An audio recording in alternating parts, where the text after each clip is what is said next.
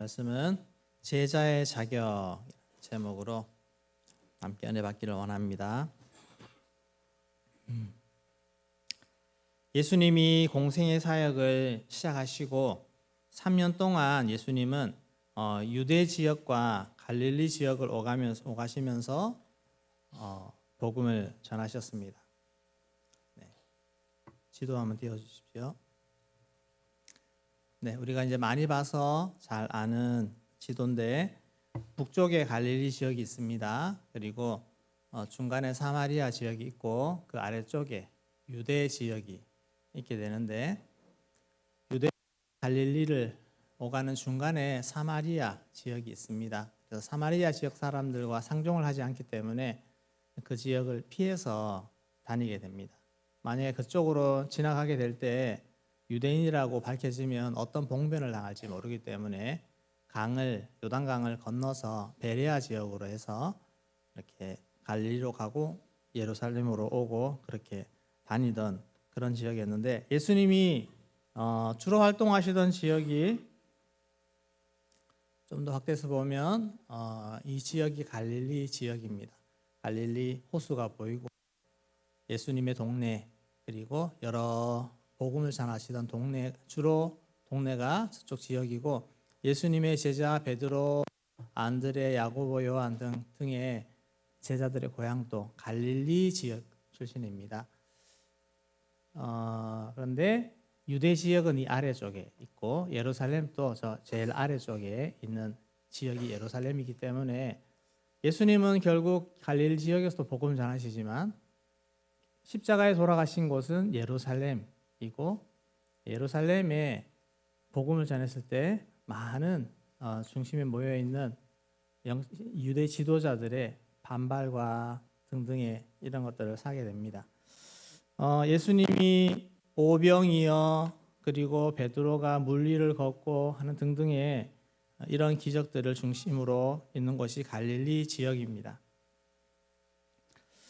예수님은 이제 사역의 막바지에 접어들면서 갈릴리 지역에서 유대 지역으로 가실 때가 되었습니다. 이제 유대 지역으로 들어가시면 다시 나오지 않습니다. 거기서 마지막으로 복음 전하시고 또 사역을 하시고 십자가에 못 박히시는 그 사역이 남은 그 마지막 6개월 정도를 앞두고 예수님이 누가복음 9장 51절에 보시면 예수께서 승천하실 기약이 차감해 예루살렘을 향해 올라가시기로 굳게 결심하시니라. 이제 결단을 서고 그렇게 올라가시겠다고 한 것입니다. 그런데 이 마지막이다 보니 예수님도 복음 전하는 이 사역을 좀 더 열매를 맺기 위해서 예수님이 12제자 외에 좀 더 많은 사역자들을 모집을 합니다. 모집을 해서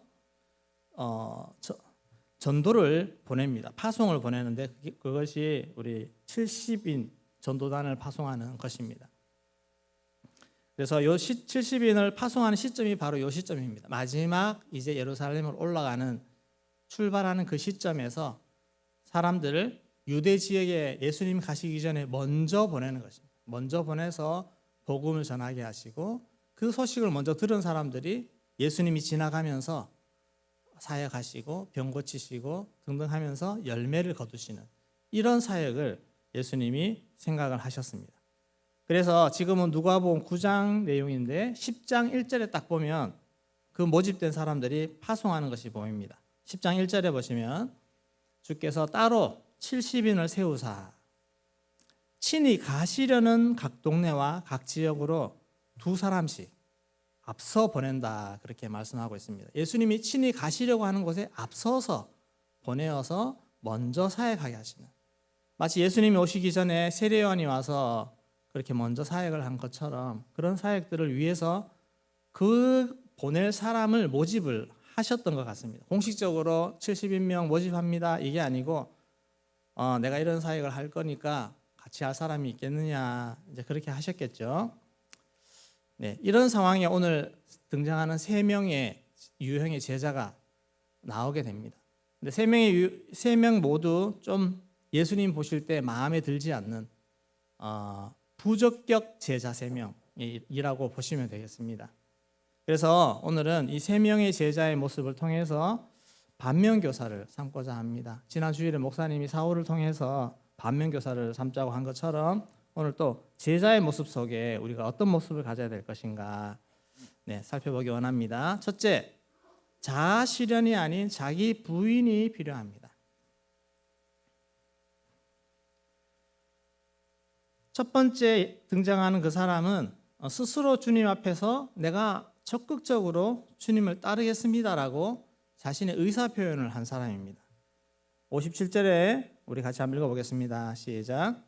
길 가실 때 어떤 사람이 여짜오되 어디로 가시든지 나는 따르리이다. 네, 어디로 가시든지 나는 따르겠습니다라고 상당히 적극적으로 나와서 제자가 되겠습니다라고 표현하고 있지 않습니까?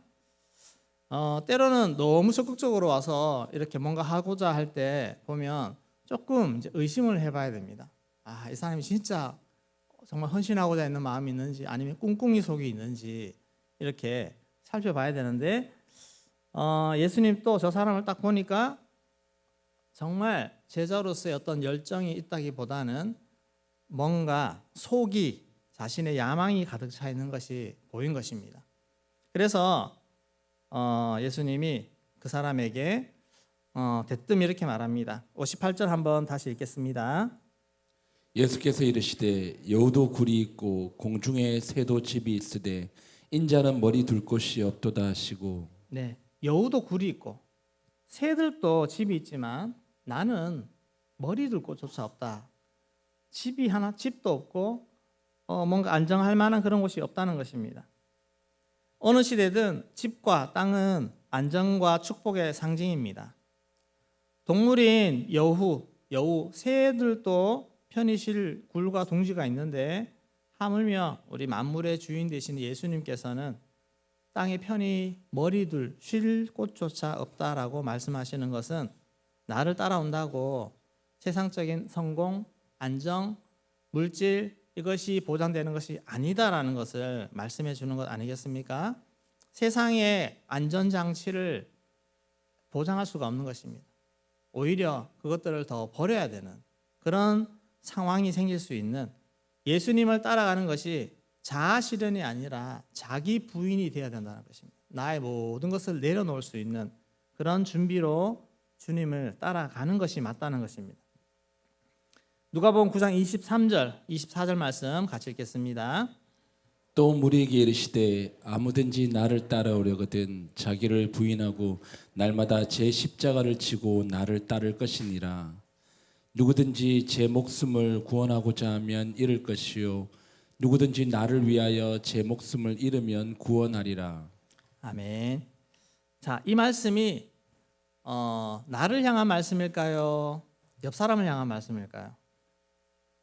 네, 옆 사람을 향해서는 아무든지 너 주님을 따라가려거든 십자가를 지고 따라가 그렇게 말할 수 있잖아요.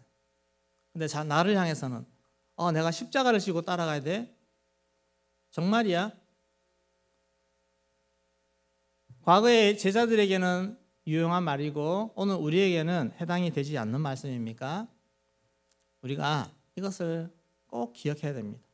주님을 따라간다는 거 그것은 세상이 보장되는 성공의 길이 아니고 내가 주님 기도할 때 내 원하는 거 다 들어주신다는데 내가 정말 기도해서 내가 소원하는 거 다 이룰 수 있지 않을까? 그것은 자아 실현을 위해서 주님을 붙잡는 것입니다. 근데 그것이 아니라 우리는 주를 따르는 데 있어서 철저히 자기를 부인하고 십자가를 지고 나를 따르라 그렇게 오늘 우리에게도 분명하게 말씀하고 있다는 것을 꼭 기억해야 됩니다. 우리 주님께서 우리를 축복하시는 건 사실입니다. 우리 주님이 우리 예수 잘 믿고 잘 따르는 자들을 좋은 거 주시죠. 잘 되게 하시죠. 그런데 주님께서 하시고자 하시는 일을 위해 우리가 특별히 우리를 부르셔서 때로는 어려운 고난과 때로는 그런 상황 속에 우리를 헌신하도록 하시는 그런 일이 있다고 하는 사실입니다. 혹시 여러분들을 그런 상황 속에 하나님이 부르셨을 때 여러분들 기꺼이 십자가를 지고 주님을 따라갈 수 있기를 소망합니다. 어떤 상황이라도 우리가 제자로서 살아가는 그런 자세가 중요한 것입니다. 우리가 때로는 내가 소망하는 것이 흔들리면 마음이 흔들릴 때가 있습니다. 우리 제자 비전에서 자녀를 잘 키우고자 이렇게 교회에 와서 헌신하고 제자로 사는데 자녀가 문제가 생기고 말썽을 일으키고 뜻대로 되지 않을 때 여러분 마음에 낙심되지 않습니까? 이렇게 와서 열심히 헌신하는데 왜 안 되지? 그런 마음이 들 수도 있지만 그러나 거기서 여러분 마음이 낙심해 버리면 여러분들의 소원은 여러분들의 우상은 자녀가 되는 것입니다. 자녀 잘 되기 위해서 교회 다니는 게 아니지 않습니까? 우리가 무엇이 포커스인가를 항상 바라보시면서 예수 제자를 위해서 내가 하나님 나라를 위해서 나가 헌신하고 있는가 꼭 기억하셔야 됩니다. 내가 열심히 교회 생활 잘하고 열심히 따라가면 하나님이 복 주시고 축복하셔서 건강하게 또 직장도 잘 승진하고 등등 이런 세상적인 복을 우리가 구하고 있다가 때로는 건강에 어려움이 생기고 또 상황이 좋지 않아서 사업이 어렵게 되고 이렇게 된다 할지라도 그것 때문에 내 마음과 내 신앙이 흔들리면서 주님 왜 이러십니까? 그런 마음으로 나아가지 않는 것. 이것이 우리 마음의 중심입니다. 우리가 주를 따라가는 것은 기꺼이 십자가를 지는 삶, 기꺼이 복음 위해서 하나님 나라 위해서 헌신할 수 있고 내 것을 내어놓을 수 있는, 때로 내 인생조차도 내어놓을 수 있는 그런 모습으로 따라가는 것이 제자의 모습인 줄로 믿습니다. 아멘이십니까? 자아 실현이 아니라 자기 부인이 되어야 됩니다. 나를 끊임없이 부인하는 그 자세로 나아갈 때 주님이 기뻐하신다는 겁니다. 두 번째, 우선순위가 명확해야 됩니다. 두 번째 등장하는 사람은 특징이 있습니다. 첫 번째, 세 번째는 본인이 먼저 이야기를 했는데 두 번째는 예수님이 먼저 말을 꺼낸다는 것입니다. 너는 나를 따르라. 59절에 보시면 또 다른 사람에게 나를 따르라 하시니 라고 말했습니다. 예수님이 직접 사람을 간택해서 너 나 따라라라고 이야기를 했다는 것은 예수님 보시기에도 정말 충분한 어떤 제자의 자질을 갖추고 있다라고 할 수 있는 것 아니겠습니까? 그런 사람, 정말 주님의 눈에도 딱 드는 그 사람이 근데 그가 하는 말이 바로 이것입니다. 나로 먼저 가서 내 아버지를 장사하게 허락하옵소서. 아버지 장사 지내고 가면 안 되겠습니까? 이렇게 이야기를 하는 것입니다. 난데없이 왜 장사 이야기가 나오냐? 이 유대 사회에서는 이 장례를 가장 신성하게 여기는 그리고 가장 책임 있게 감당해야 되는 자녀로서 부모의 장례를 감당하는 것은 가장 중요한 일이었습니다. 유대인의 장례는 최소 1년 이상이 소요됩니다.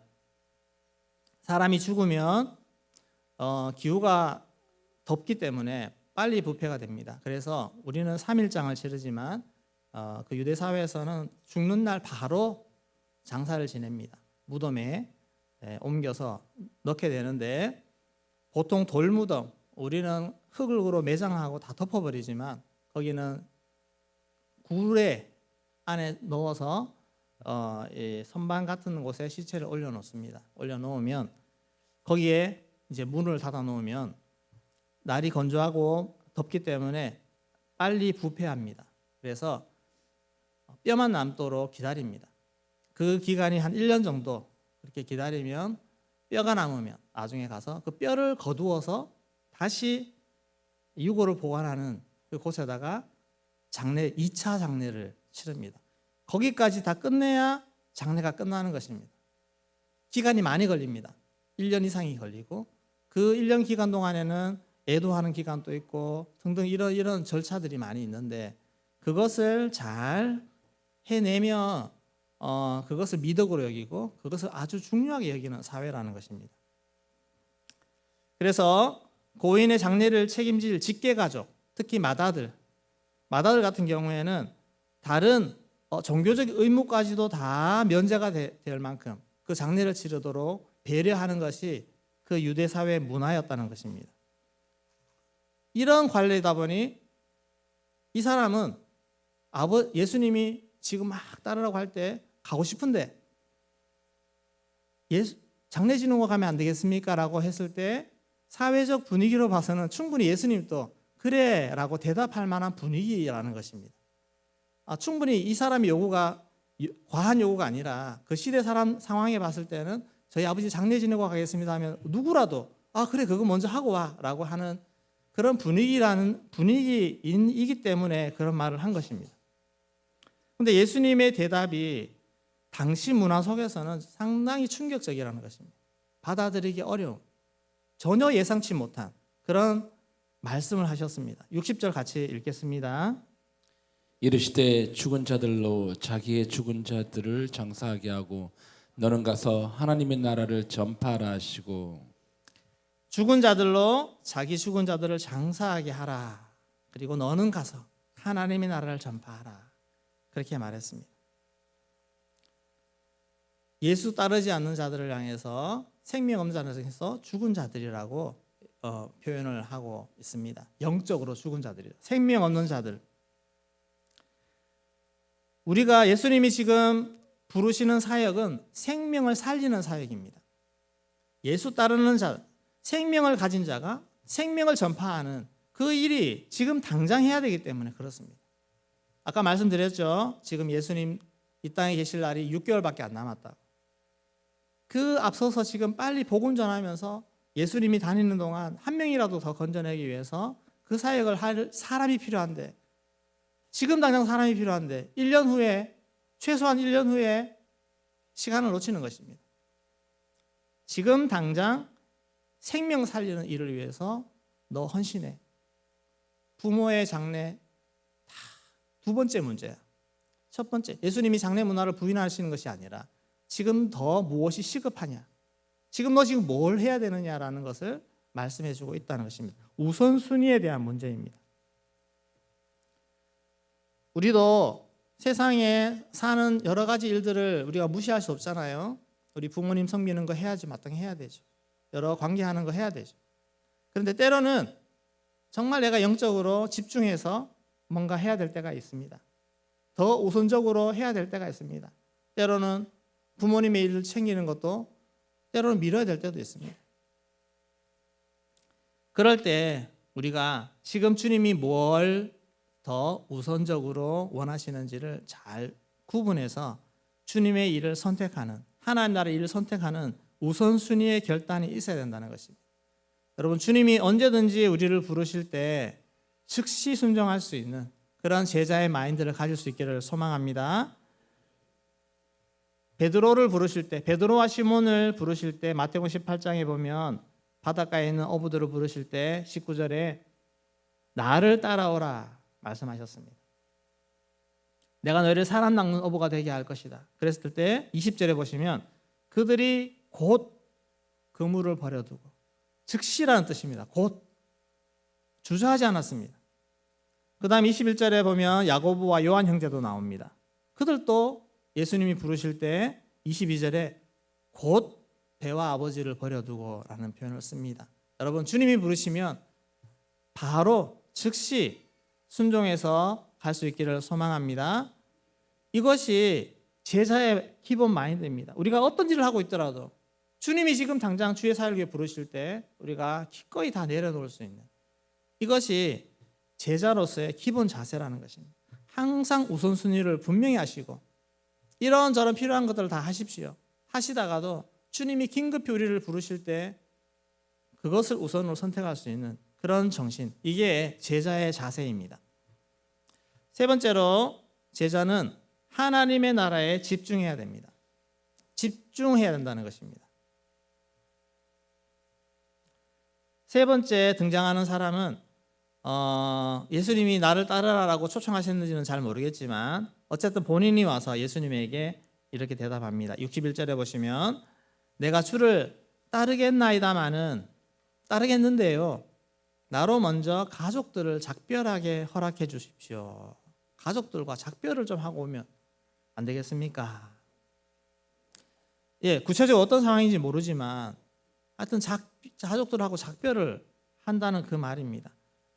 상황은 잘 모르지만 예수님이 그 사람을 보건대 판단하건대 이 사람은 거기 가면 붙잡히겠구나, 아니면 가족의 정에 이끌려서 주저주저 하겠구나라는 것이 예수님이 보실 때 파악한 것입니다. 그래서 예수님이 이렇게 말씀하십니다. 우리 62절 말씀 같이 읽겠습니다. 예수께서 이르시되 손에 쟁기를 잡고 뒤를 돌아보는 자는 하나님의 나라에 합당하지 아니하니라 하시니라. 네, 손에 쟁기를 잡았으면 뒤돌아보지 말고 가라는 것입니다. 쟁기 쟁기를 잡고 이렇게 고를 타는 거 한번 보셨는지 모르겠습니다. 저도 어릴 적에 아주 어릴 적에는 이 소를 가지고 이렇게 하는 것을 본 적은 있는데, 제가 이제 초등학교 들어가면서부터는 저희 집에 경운기 아시죠? 경운기가 있어가지고 저희 아버지가 경운기로 이렇게 쭉 가면서 고를 하는 거 이렇게 봅니다.